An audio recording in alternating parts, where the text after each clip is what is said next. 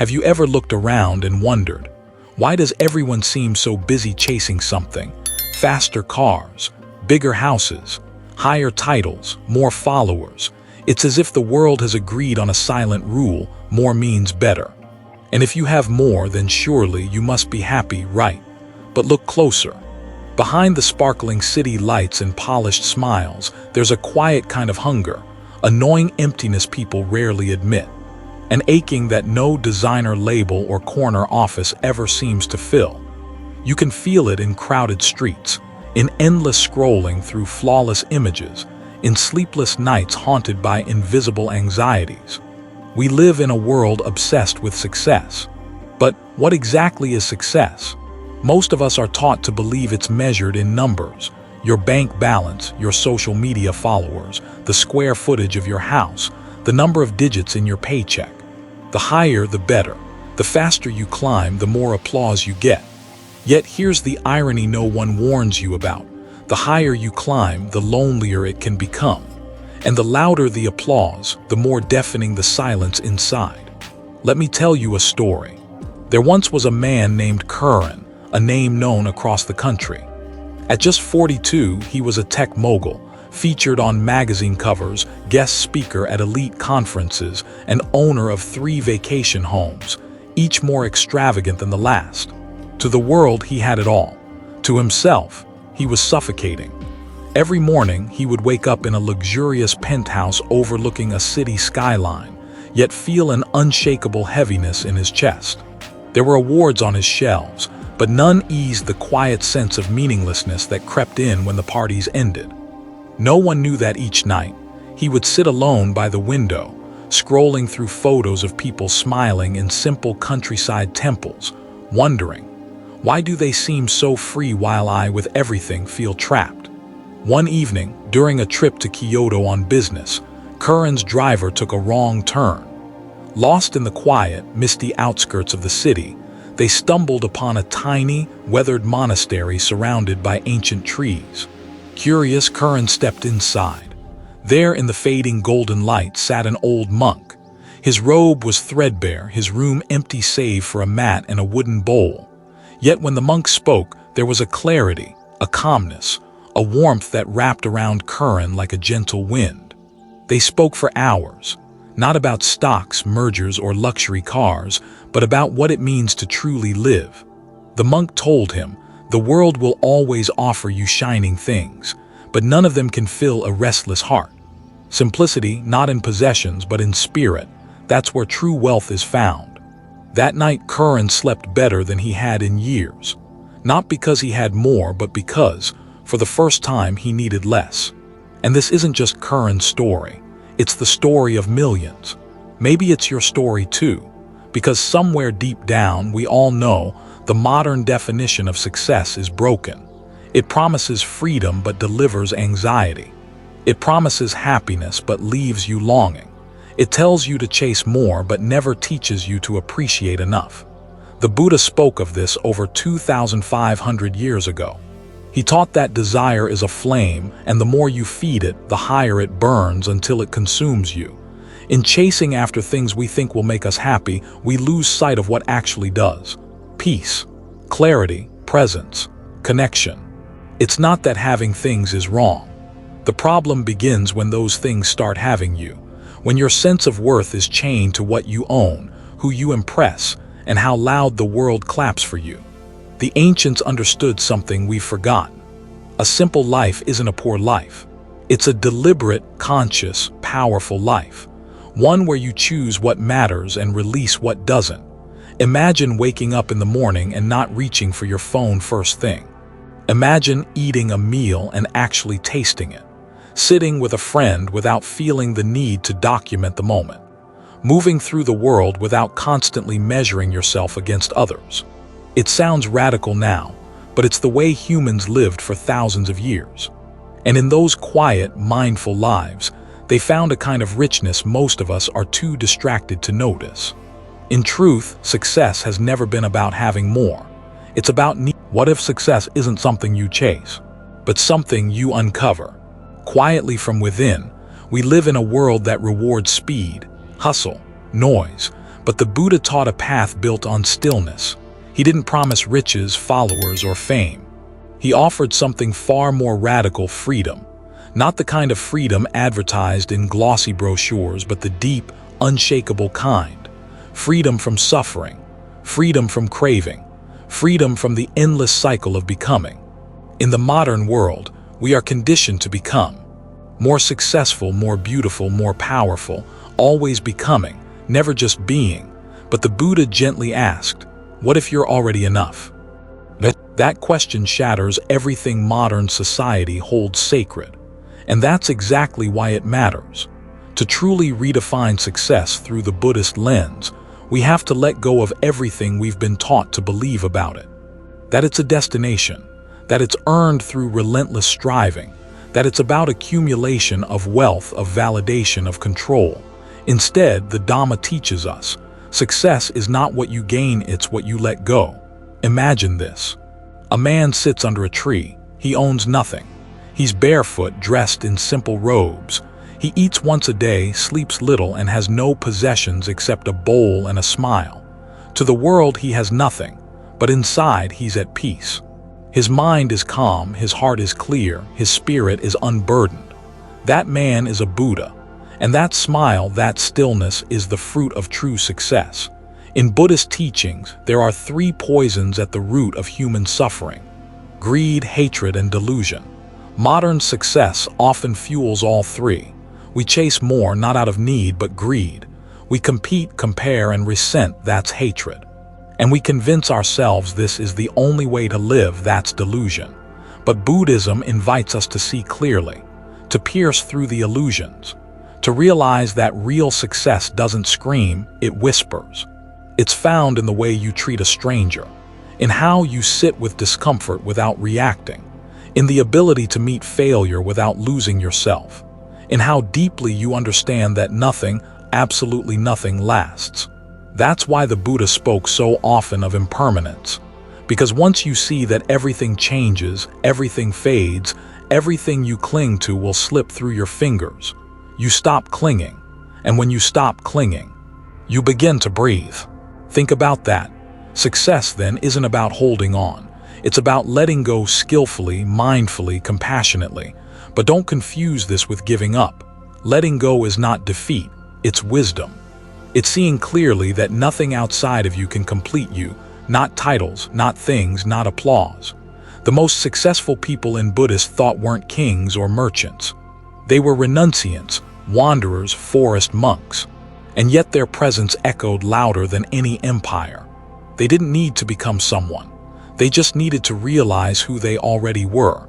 And that's what Buddhism invites us to do, to turn the lens inward, to see success not as external recognition but internal transformation. Ask yourself, are you at peace? Are you free from craving? Can you sit alone in silence without restlessness gnawing at your soul? Can you meet the chaos of the world with stillness instead of panic? That is success. Not flashy, not marketable, but unshakable. And here's the paradox. When you stop chasing the world begins to come to you.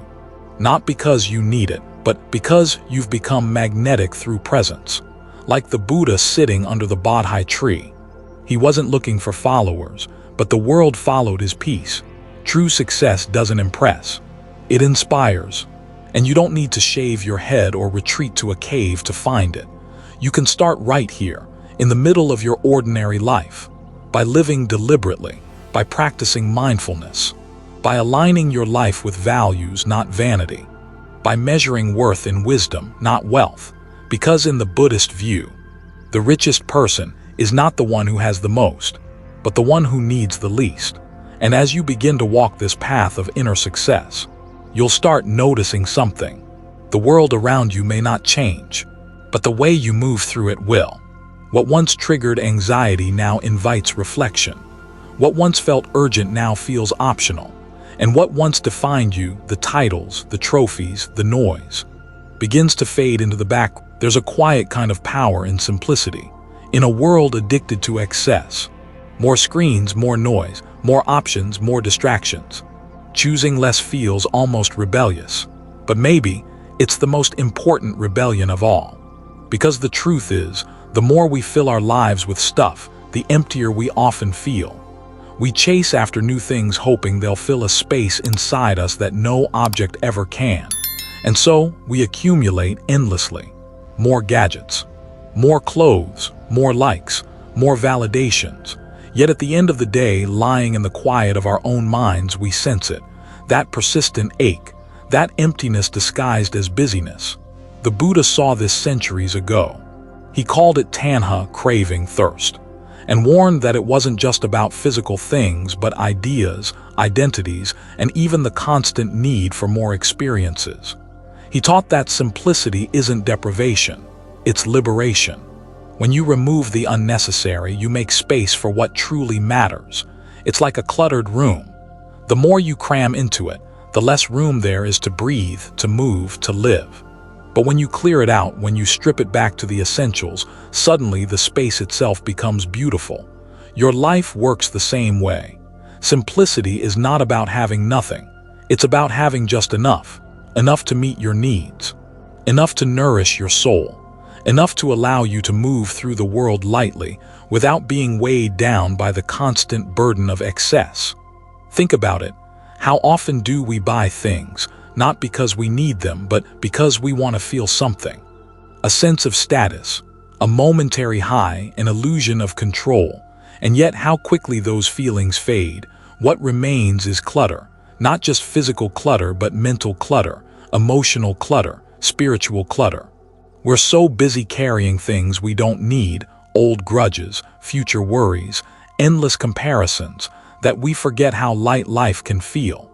The art of simplicity is learning to set those things down, not because you're forced to, but because you finally see they were never yours to carry. Buddhism offers a beautiful concept for this. Santaniyogo, contentment with little. It's not about poverty, it's about clarity. It's choosing to live deliberately, to surround yourself only with what supports your peace, to recognize that every possession, every obligation, every extra thing you take on comes with a cost. Your time, your energy, your freedom. When you simplify, you reclaim those things. And here's the surprising part. You begin to notice beauty in the small. The taste of warm tea on a quiet morning, the softness of sunlight filtering through leaves, the kindness in a stranger's eyes, things you were too distracted to notice before. Simplicity sharpens your senses. It awakens gratitude. It reconnects you with the present. And in that presence, you realize you don't need as much as you thought. You never did. That's not to say you must give up everything. True simplicity isn't aesthetic minimalism or harsh denial. It's about balance. Knowing what enhances your life and what quietly drains it. It's asking, does this thing, this relationship, this commitment support the person I want to become? If not, it's time to let it go. And letting go, as we've begun to see, is not loss. It's a return to yourself, to peace, to enough. In Buddhist monasteries, monks often live with just a handful of possessions. A robe, a bowl, a needle, a water filter. Not because they're punished, but because with less, there's room for more awareness, more calm, more freedom. And you don't have to be a monk to live this way. You can practice simplicity in the middle of modern life. You can slow down your days, trim the unnecessary from your schedule, say no to things that don't align with your deeper values. Let go of objects that own you more than you own them. And as you do, you'll begin to experience a lightness you may not have felt in years, a clarity that only comes when the noise quiets. You'll find that in simplicity there is profound richness, not of possessions but of experience, not of things but of being. Because in the end, it's not about how much you have, but how fully you live. And no one understood this better than the Buddha. He showed us that a simple life isn't a small life. It's a life spacious enough for peace to stretch out and breathe. A life where your days aren't crammed with clutter, but filled with meaning. Where you own your time, your attention, your heart. And where you realize that sometimes the greatest abundance comes not from adding more, but from desiring less. As this wisdom quietly reshapes how you view your world, you begin to sense the next truth emerging. If simplicity creates space within you, then what you fill that space with matters. And in that, there's a gap between knowing simplicity is powerful and actually living it every day. Because life isn't easy. It's noisy, complicated, filled with endless demands. So how do you practice simplicity when the world around you feels like a hurricane of complexity? It starts with small, deliberate steps. The Buddha taught that every journey begins with a single step, and the same goes here. You don't need to uproot your entire life overnight. You don't need to become a monk or retreat to a mountain. You can start where you are. Step 1. Mindful consumption. Everything you bring into your life is a choice, whether it's food, media, or possessions. Each item carries energy and meaning. Before you buy, watch, or consume, pause. Ask yourself, do I really need this? Will this nourish my mind and body, or am I just filling a void? This moment of awareness can stop the cycle of impulsive accumulation. It's not about deprivation, it's about choosing what supports your well-being. Step 2. Declutter your space and mind. Physical clutter is easy to see, but mental clutter, that's the real challenge. Start by clearing your immediate environment. Donate what you no longer use. Create space that invites calm. At the same time, cultivate mental clarity. Practice meditation or simple breathing exercises. Let go of worries that don't serve you. Give yourself permission to rest, because a clear space and a clear mind are the foundation of simplicity. Step 3. Simplify your schedule. We often pride ourselves on being busy, but busyness isn't productivity, it's often distraction. Look at your daily commitments. What truly aligns with your values and goals?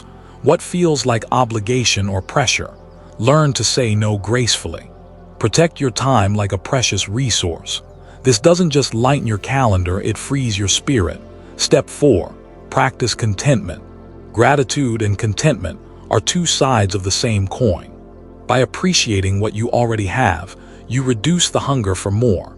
Buddhism teaches Santini Yoga being content with little. It's about finding joy in simple moments, rather than in endless striving. Try starting and ending each day by acknowledging something you're grateful for. It rewires your mind toward peace. Step 5. Cultivate connection over possessions. Humans are wired for connection. Yet modern life often replaces real relationships with screens and stuff. Invest your energy in meaningful conversations, shared experiences, and genuine presence. Relationships are the richest form of wealth. Simplicity doesn't mean isolation. It means choosing quality over quantity in both people and possessions. Step 6. Embrace digital minimalism. In our hyperconnected world, digital clutter can be overwhelming. Notifications, endless scrolling, information overload. Set boundaries. Schedule screen-free times. Unfollow accounts that don't uplift you. Use technology intentionally, not compulsively. Digital simplicity creates mental breathing room. Step 7. Slow down and savor. Simplicity is the art of slowing down, breathing deeply, walking mindfully, eating with full attention. In slowing down, you rediscover life's richness, the flavor of food, the warmth of the sun, the rhythm of your own heartbeat. The Buddha often emphasized mindfulness as the gateway to peace. Each of these steps may seem small, but over time, they build a foundation strong enough to hold you steady, even when life pulls you in 1,000 directions. Because living simply is not about avoiding complexity. It's about choosing how to engage with it. It's about reclaiming your power to live with intention, peace, and joy, even amid chaos. As you begin to weave these practical habits into your daily rhythm, you might start noticing something unexpected. That living simply isn't a sacrifice. It's a gift you give yourself, a path back to what matters most. There's a quiet treasure buried beneath the surface of simplicity, one that often goes unnoticed in our rush to accumulate more. It's not gold or possessions. It's not fame, power, or wealth. It's something far richer. It's the wealth of peace, the richness of contentment, the abundance of true freedom. When we let go of excess, something extraordinary happens. Our world expands. Because paradoxically, by owning less, we gain more. More time, more space, more clarity. Imagine waking up without the weight of unnecessary worries pressing down on your chest. Imagine feeling deeply connected, not to things, but to moments, to people, to life itself. That is the hidden wealth of a simple life. It's the kind of richness that can't be measured in dollars or social media followers. It's a richness that nourishes the soul. Buddhism calls this sukha true happiness, not dependent on conditions but rooted in inner peace. It's a happiness that isn't shaken by the ups and downs of the world. And here's the secret: it's available to everyone, not just monks or spiritual masters, not just those who live on mountaintops or in secluded monasteries, but to you, right now. This richness begins with a shift in perspective. When you stop chasing external validation and begin to appreciate the present moment, you unlock a new kind of freedom. You realize that happiness isn't found out there, but in here. Think about your own life. What moments have brought you the deepest joy? Was it a new gadget or a luxury purchase?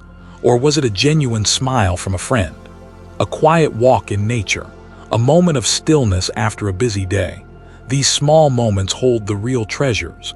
Simplicity teaches us to treasure these gifts, to find satisfaction not in more, but in enough, to savor the taste of your morning tea instead of rushing through it, to listen deeply in conversation rather than scrolling on your phone, to rest fully rather than pushing endlessly. And when you live this way, something remarkable happens. You begin to attract what truly matters: authentic relationships, meaningful work, peaceful moments, a life that feels whole, not hollow. There is also a deep connection between simplicity and gratitude. When you live simply, gratitude flows naturally. You see the beauty in what you have rather than the lack. You stop comparing your journey to others. You embrace your path with acceptance and kindness.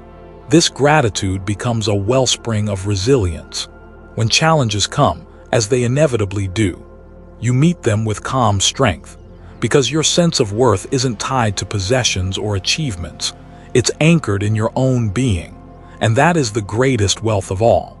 The hidden riches of a simple life, not measured in things but in peace, not in quantity but in quality.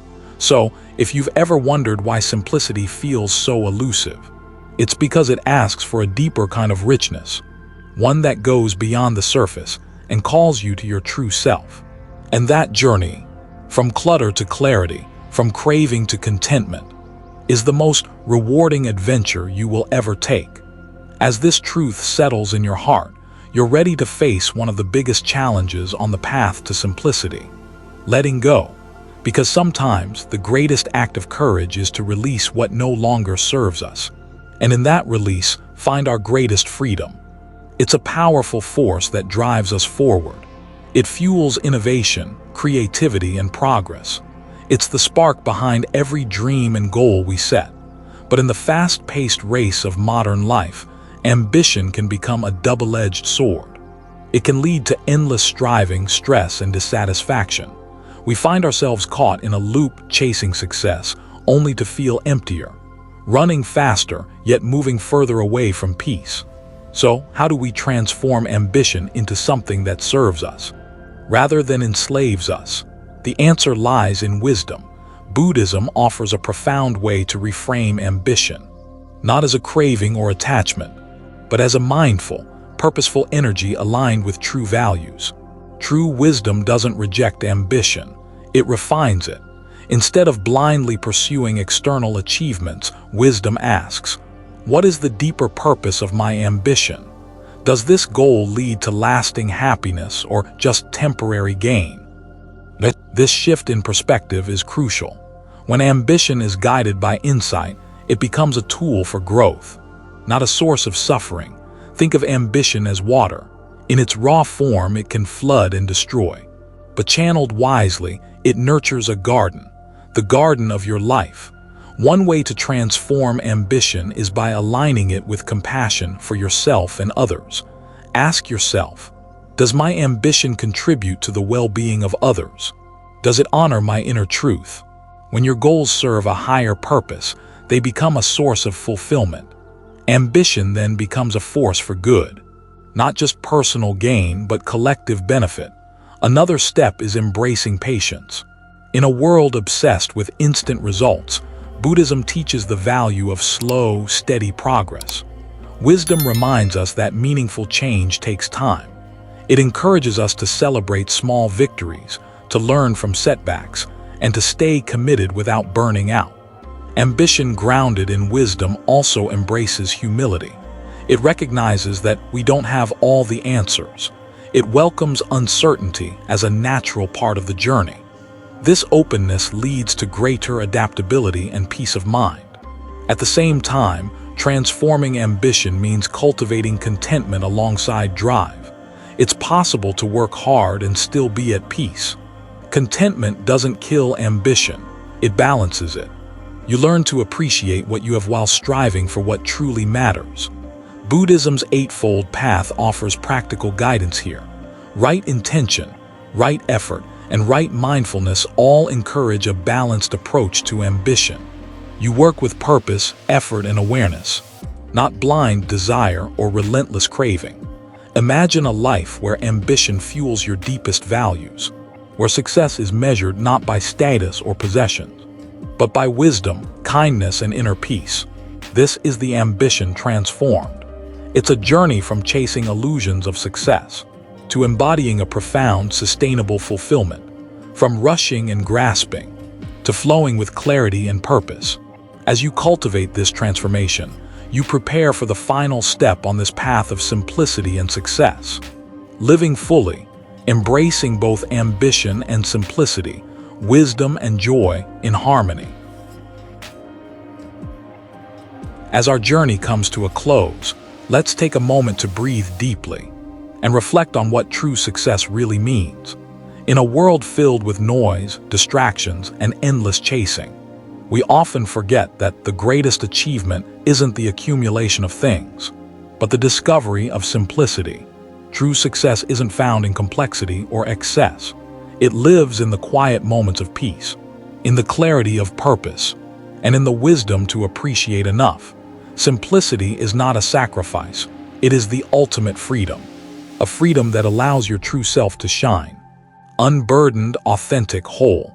When you choose simplicity, you step into a life of deeper meaning. You live with intention. You nurture what matters. You embody success on your own terms. Remember, this path isn't about perfection or rigidity. It's about gentle progress, mindful choices, and embracing the present moment with gratitude and grace.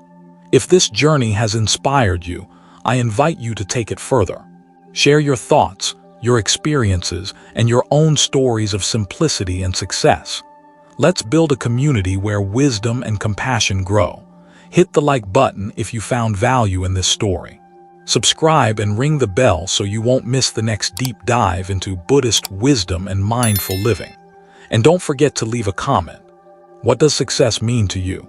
How do you practice simplicity in your life? Thank you for walking this path with